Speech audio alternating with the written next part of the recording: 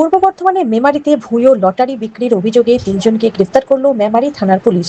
গোপন সূত্রে খবর পেয়ে বামুনপাড়া মোড় এলাকায় পুলিশ অভিযান চালায়। পুলিশ সূত্রে জানা যায়, দীর্ঘদিন ধরে ওই এলাকায় বিভিন্ন নামে নকল বা ভুয়ো লটারির টিকিট বিক্রি করা হচ্ছিল।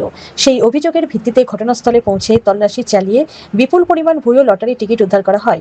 প্রথমে তিনজনকে আটক করে জিজ্ঞাসাবাদের জন্য মেমারি থানায় নিয়ে যাওয়া হয়।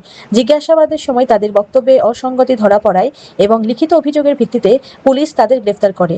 ধৃতরা হলেন সুজয় মিত্র, বয়স 46, বাড়ি মেমারি বিষ্ণুপুর; সন্তু দাস, বয়স 30, বাড়ি মেমারি বিষ্ণুপুর; এবং নীতিশ তিওয়ারি, বয়স 46, বাড়ি মেমারির সোমেশ্বরতলা এলাকায়। পুলিশের দাবি, ধৃতদের কাছ থেকে 3 লক্ষ টাকারও বেশি মূল্যের ভুয়ো লটারি, নগদ 13,500 টাকা ও এছাড়া 4টি মোবাইল ফোন এবং একটি ল্যাপটপ এবং একটি কম্পিউটার বাজেয়াপ্ত করা হয়েছে। মেমারি থানার পুলিশ এই সমগ্র ঘটনার তদন্ত শুরু করেছে। এই চক্রের সঙ্গে আরও কেউ জড়িত আছে কিনা তাও খতিয়ে দেখা হচ্ছে। এ বিষয়ে সাংবাদিককে কি বলেন মেমারি থেকে আশিস কুমার ঘোষের রিপোর্ট।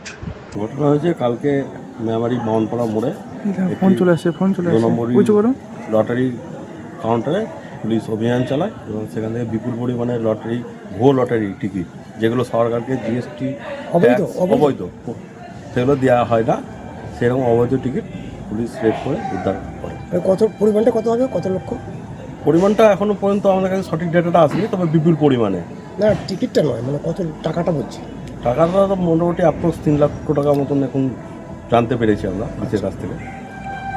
লটারিটার কি নাম? লটারিটার নাম বিভিন্ন রকম নিজস্ব পেশা চালাচ্ছে, কোয়েল, কাঞ্চনজঙ্ঘা এইসব নাম দিয়ে চালাচ্ছে ভুয়ো লটারিটি। ভুয়ো লটারি মানে সে লটারির প্রাইজ হতো তো?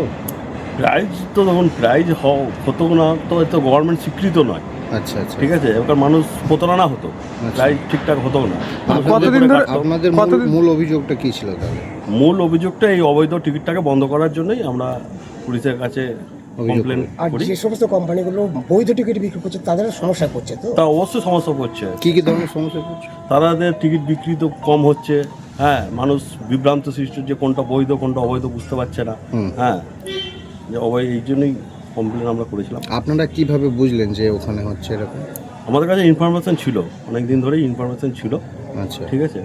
আচ্ছা, কতদিন ধরে হচ্ছিল এরকম লটারি বিক্রি? অনেক দিন ধরে, মোটামুটি 7-8 মাস ধরেই চলছিল। ওই যে ওটা কি কোম্পানি হিসেবে ওই বিক্রি করছিলেন?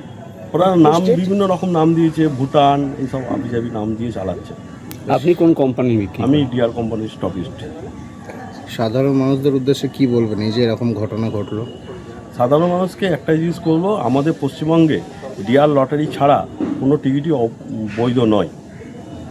একটা টিকিটই বৈধ আছে, সেটা হচ্ছে ডিআর লটারি, যেটা সিকিম গভর্নমেন্ট এবং নাগাল্যান্ড গভর্নমেন্টের স্বীকৃত। মানে ডিআর লটারি ছাড়া অন্য কোনো লটারি না, বৈধ নয়। তার কপি আমার কাছে রয়েছে। আপনারা আপনারা চান আমি সে কপি আপনাদেরকে দেখাবো। আপনার নাম? আমার নাম রাকিবুল ইসলাম, বাড়ি? বাড়ি মেমারি সুলতান। কি করেন আপনি? আমি একজন ডিআর লটারি স্টকিস্ট। এই ক্ষেত্রে অভিযোগটা আপনি করেছিলেন তো? হুম। ধন্যবাদ।